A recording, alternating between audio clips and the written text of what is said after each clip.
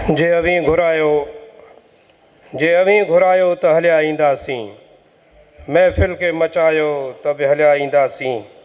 ही मेड़ ख़ुशियुनि जा त सवें बार ॾिसूं पिया, जे सूलीअ ते सॾायो त बि हलिया ईंदासीं। हाणे आउं जंहिं मोज़िज़ शख़्सियत खे दावत ख़िताब ॾींदुसि, पाण बुनियादी तौर ते डॉक्टर आहिनि, सिंध जा वॾा समाज सुधारक, हॾ ॾोखी ऐं समाजी तौर ते वॾा कम सर अंजाम ॾिना अथसि। पाण केतिरनि ई किताबनि जा लेखक ऐं ख़ासि तौर ते साईं जन जो वॾो कारनामो सिंध ग्रेजुएट एसोसिएशन सिगा जा बानी पिण आहिनि। हाणे आउं गुज़ारिश कंदुसि मोहतरम डॉक्टर सुलेमान शेख साहब खे त हू अचनि ऐं पंहिंजे ख़्यालनि जो इज़हार कनि। मोहतरम डॉक्टर सुलेमान शेख साहब। आलम जो धणी कादर पंहिंजी कुदरत सी क़ाइम आहे क़दीम। मोहतरम फज़लुल्लाह कुरैशी साहब, साईं मज़हर हक़ सिद्दीकी साहब ऐं मुंहिंजा दोस्तो, मुंहिंजूं भेनरूं भाउरो, अस्सलाम वालेकुम। दरअसल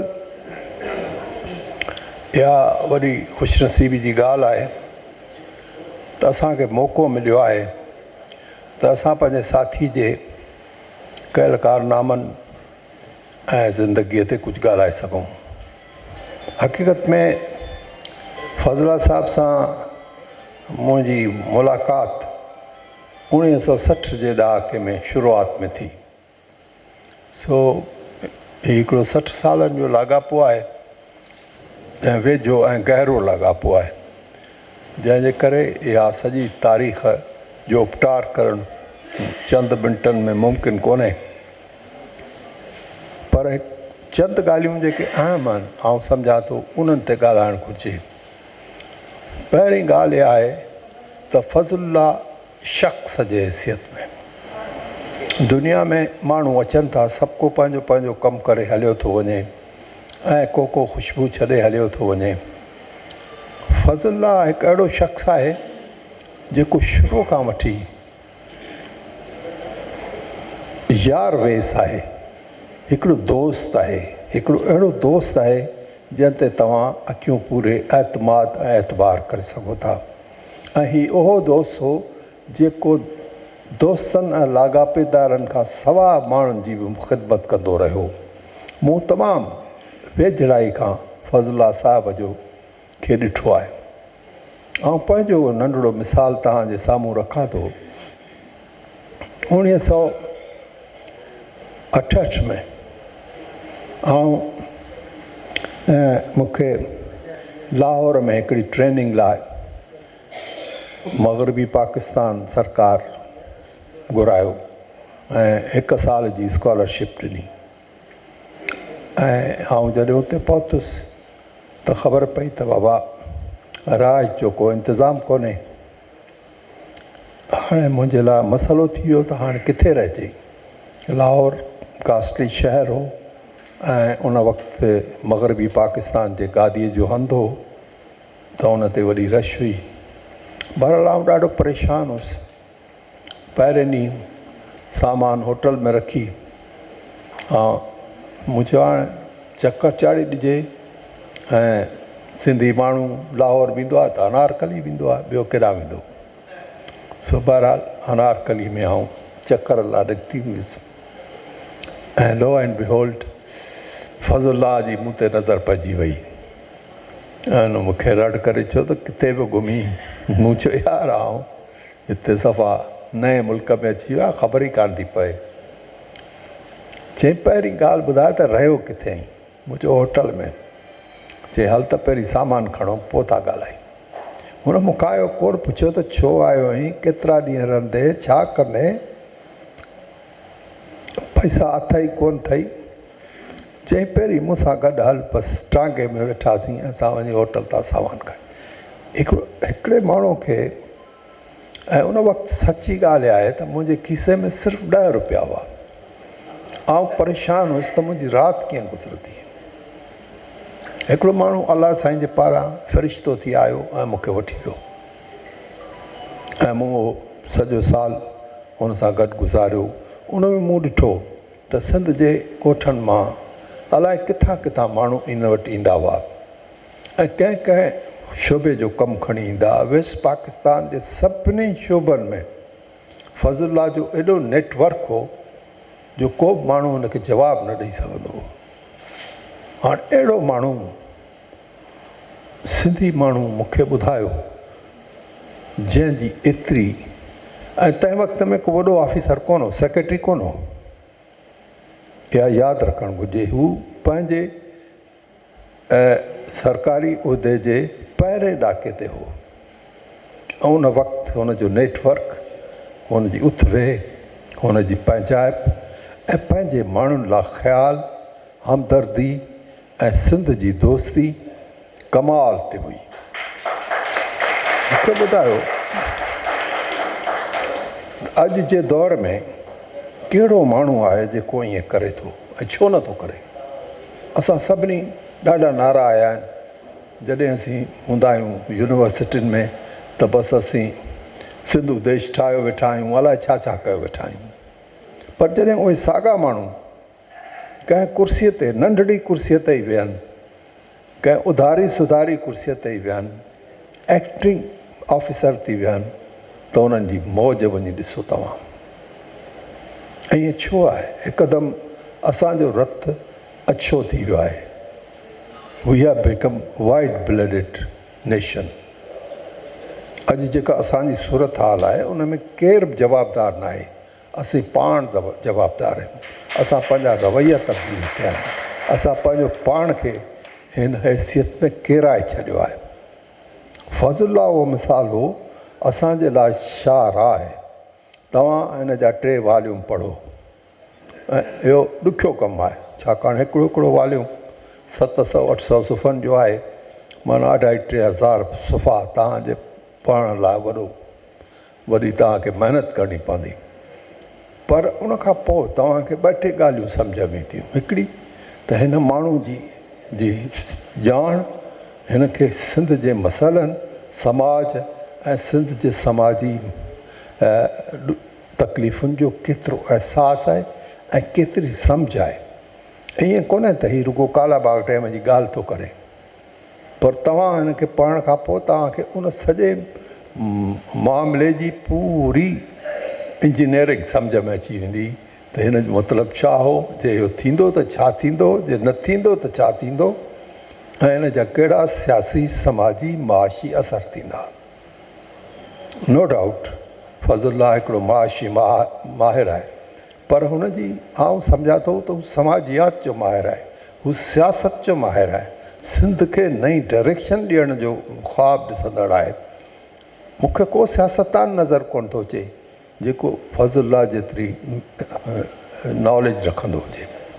ऐं असांजे नौजवाननि खे आउं इहो चवंदुसि त हीअ हिकिड़ी यूनिवर्सिटी आहे ऐं कुदरत असांखे हीअ लिविंग यूनिवर्सिटी ॾिनी आहे। Let us try to be nearer to हिम।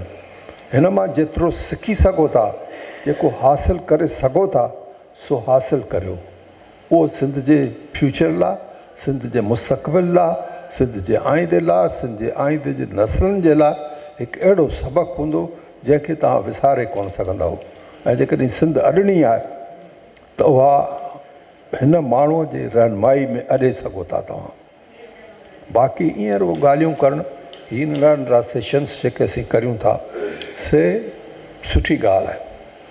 असां वर्जाव करियूं था ऐं केतिरनि दोस्तनि खे ख़बर पई जेके फज़लुल्लाह खे नथा सुञाणनि या जिन रुगो नालो ॿुधो आहे, जिन रुगो थोरो उनजो ज़िक्र ॿुधो आहे, पर उनखे ख़बर कान्हे सरकारी नौकरीअ में वेही हिकिड़े शिकंजे में बंदि हुजनि माण्हू, हिकिड़ो पिंजरे में पकी बंदि आहे, पर हू अहिड़ा गीत ॻाए थो जेके सुतलनि खे जाॻाए सघनि था पिया। हीअ उहो शख़्सियत आहे। तंहिंजे करे हिन जो फ़ाइदो वठणु खपे ऐं हिन जी टैलेंट खे असां सम्झाऊं। जेको किताब आहे साईं जो 3 साल, आउं त रिकमेंड कंदुसि सभिनी यूनिवर्सिटियुनि खे। हिते साईं हिकिड़ी यूनिवर्सिटी जो मुअज़्ज़िज़ वाइस चांसलर में मौजूदु आहे ऐं असांजो प्यारो दोस्त आहे, उहो ॼाणे थो इन सॼे मसइले खे। इहो किताबु निसाब में हुजणु घुरिजे ऐं के माण्हू के किताब निसाब में न बि हुजनि तॾहिं को करिकुलर रिकमेंडेड बुक्स में हुजणु खपे so that the students should read this and should compulsorily read it. असां जेसि ताईं इहे शयूं कंदासीं कोन ऐं असांखे करणियूं आहिनि, असांजे नस्ल खे करणियूं आहिनि, ॿियो केरु न अची कंदो, छाकाणि ॿियनि खे ख़बर ई कान्हे। जंहिं टर्मोइल मां असां गुज़रिया आहियूं, जिन ॾुखियनि दौरनि खे फज़लुल्लाह मोह ॾिनो आहे, उहे दौर हर को माण्हू नथो ॾिसी सघे। तव्हां सभिनी खे ख़बर आहे, इन करे उन्हनि जो वर्जा करण जी ज़रूरत कान्हे, पर उन्हनि खे हुन मोह कीअं ॾिनो, उन्हनि में कहिड़े नमूने सां टेक्निकली फ़नी बुनियादनि ते ऐं पंहिंजे हिमत सां हुन उहे केसिस कीअं कढराया, इहो सॼो ज़िक्र हिननि किताबनि में मौजूदु आहे। सो सबको सरकारी नौकर जी नज़र प्रोमोशन ते हूंदी आहे, उन जे लाइ हू हर क़िस्म जा जेको सो कंप्रोमाइज़िस कंदो आहे, हुनजी मजबूरी हूंदी आहे, हुनखे ज़िंदा रहणो आहे। फज़लुल्लाह हिकिड़े मिडिल क्लास जो माण्हू हो, पर हुन में एतिरी क़ुवत अलाह साईं रखी, हू बेहद ईमानदार पुरख़ुलूस, सॼी सेक्रेटरेट में सभ खां पहिरीं पहुचण वारो, सभ खां आख़िर निकिरण वारो माण्हू ऐं सभ खां ईमानदार माण्हू एतिरो मज़बूत थी सघे थो। छाकाणि मज़बूती लाइ ऐं हिकिड़े रास्त मक़सद ते कमु करण जे लाइ माण्हू खे वॾी हिमत जी ज़रूरत आहे, माण्हू खे वॾी जेका सा पोटेंशियल जी ज़रूरत आहे, ऐं फज़लुल्लाह में उहो मूं पोटेंशियल ॾिठो। ऐं उहे सभु ॻाल्हियूं इन करे चई सघां थो, छाकाणि त आउं फज़लुल्लाह सां गॾु 6 साल पूरो लाहौर में गॾु रहियो आहियां, ऐं उहे पूरा शौब ॾींहं हुआ, 1 यूनिट जा आख़िरी ॾींहं हुआ, ऐं उन ई दौर में ज़ियाउल हक़ छॾे, अयूब ख़ान छॾे ऐं यहया ख़ान आयो। हाणे इहो जेको दौरु आहे सो तव्हां तारीख़ुनि में पढ़ो, असांजूं तारीख़ूं पूरी तरह इनखे डिस्क्राइब नथियूं कनि। इहो ॾाढो अफ़सोसनाक पहलू आहे। पाकिस्तान जी का मुकमल तारीख़ कान्हे, का अहिड़ी तारीख़ कान्हे जंहिंमें जेका सही ॿुधाए त क़ाइद अज़म छो मरी वियो ऐं कीअं मरी वियो ऐं उनजो छा हाल थियो। त इहे सभु ॻाल्हियूं अहिड़ियूं आहिनि, अञा ताईं असीं हिकिड़े ग़ुबार में रहिया विया वेठा आहियूं। जेकॾहिं फज़लुल्लाह जहिड़नि माण्हुनि कोशिशि कई आहे त उनखे हटाइण लाइ का कोशिशि वरिती अथनि, त उनजो असांखे एप्रिशिएट करणु घुरिजे। एप्रिशिएट करण लाइ ज़रूरी इहो आहे त इहो किताबु पढ़ो, किताबु ख़रीद करियो, पंहिंजे ॿारनि खे पढ़ायो, पंहिंजे नस्ल खे पढ़ायो ऐं ईंदड़ नस्लनि ताईं पहुचायो, छाकाणि जो इन जे वसीले ई असांखे सम्झ ईंदी त हीउ सभु कुझु छा आहे, छो थियो ऐं इनखे बदिलाए कीअं थो सघिजे। सिंध खे जीअरो रहणो आहे, इहो तव्हां जेकॾहिं फ़ैसिलो करियो था पंहिंजे कॉन्शियस सां त हिनखे जीअरो रहणो आहे। असांजे नए नस्ल खे हिकिड़े ज़िंदा क़ौम वांगुरु पंहिंजो कंधु ऊचो करे हलणो आहे, घाट ऊचो करे पंहिंजी मंज़िल ॾे वधणो आहे।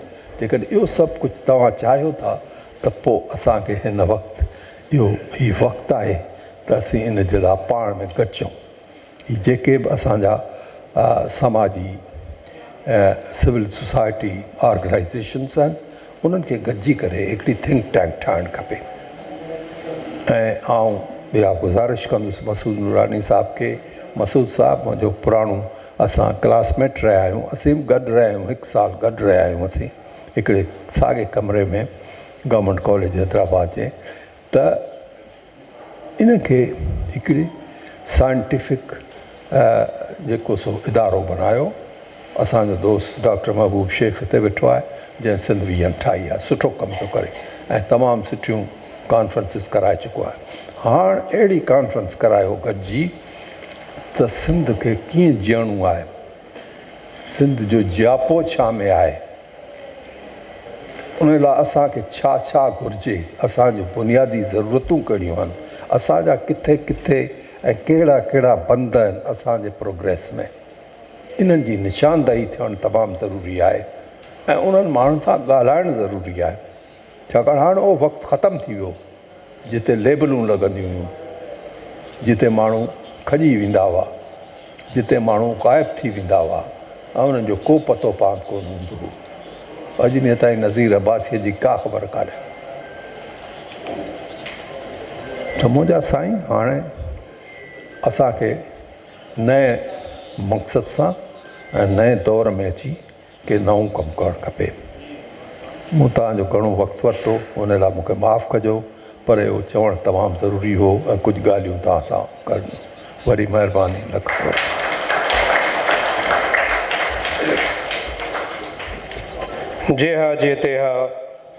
जेहा जेते हा मूं मारू मञियाम, मूं जेॾियूं मलीर में चूंडुनि मोक में आ, मुंहिंजी आह त कॾहिं किराईंदी कोट खे। हाणे आउं जंहिं मान वारी शख़्सियत खे दावत ख़िताब ॾींदुसि, पाण बहितरीनु तालीमदान, मुंतज़िम ऐं मुल्क में ब्यूरोक्रेट तौरु ख़िदमतूं सरअंजाम ॾींदा रहिया आहिनि। पाण फीडरल सेक्रेटरी ऐं घणो अरसो सिंध यूनिवर्सिटी जा वाइस चांसलर पिण रहिया। साईं तालीम जे मैदान में तमामु घणा सुधारा आंदा। आउं गुज़ारिश कंदुसि मोहतरम साईं मज़हरुल सिद्दीक़ी साहिब खे त हू अचनि ऐं पंहिंजे ख़्यालनि जो इज़हार कनि। मोहतरम साईं मज़हरुल सिद्दीक़ी साहिब।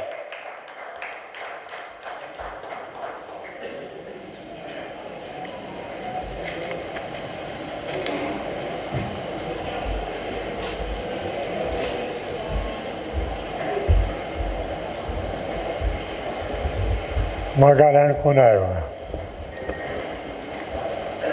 ऐं वाइदो करणु आयो ऐं इंशाअल्लाह ताला ताईं मूंखे ॾिसंदो तव्हांखे वॾे आला क्वालिटी जो टीचर सुधरियल शागिर्द मिलंदो इंशाअल्लाह ताला। ऐं हर तरीक़े सां कोशिशि कंदुसि ऐं ताईं हिते जेके वेठा सभु मुंहिंजी मदद कंदो इंशाअल्लाह ताला। ऐं नाउमीदी बिल्कुलु न आहे। असीं हलंदासीं, तिखा हलंदासीं, चढ़ंदासीं हिमालयास इंशाअल्लाह ताला।